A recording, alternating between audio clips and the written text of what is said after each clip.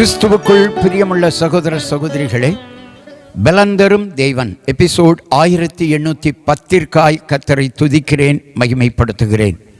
இந்த நாளிலும் ஏசாயா தீர்க்கதரிசனுடைய புஸ்தகம் 59ஆம் அதிகாரம் 16வது வசனத்தை நான் வாசிக்கின்றேன்.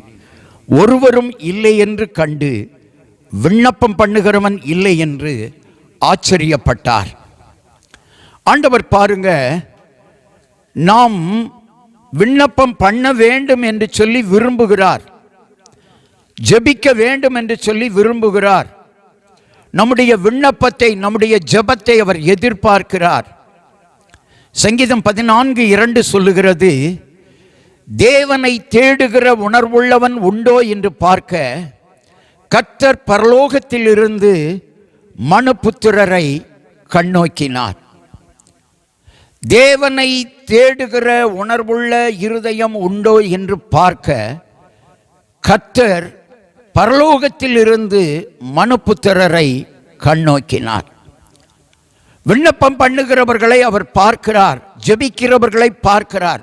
ஆனால் ஜெபிக்கிறவர்கள் இல்லையே என்று சொல்லி அவருக்கு ஒரு ஏக்கம் இருந்து கொண்டுதான் இருக்கிறது.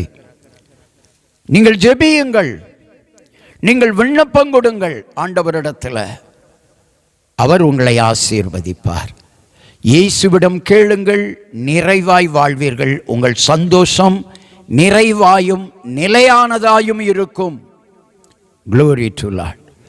கர்த்தர் உங்களை, உங்கள் தொழிலை ஆசீர்வதிப்பார். கண்களை மூடி ஜெபிக்கலாம். எங்களை நேசிக்கிற நல்ல தகப்பனை, இன்றைக்கு யார் யார் விண்ணப்பம் பண்ணாமல் இருக்கிறார்களோ, ஜெபிக்காமல் இருக்கிறார்களோ, அவர்கள் எல்லாரும் ஆண்டவரிடத்தில் ஜெபிக்கும்படியாய் நீங்க சொன்னீங்கப்பா. விண்ணப்பம் பண்ணு மகனே, ஜெபி மகனே, விண்ணப்பம் பண்ணு சகோதரனே சகோதரியே, ஜெபம் பண்ணு சகோதரனே சகோதரியே. உன் ஜெபத்திற்கு பதில் வைத்திருக்கிறார். உன் ஜெபத்தை தள்ள மாட்டார்.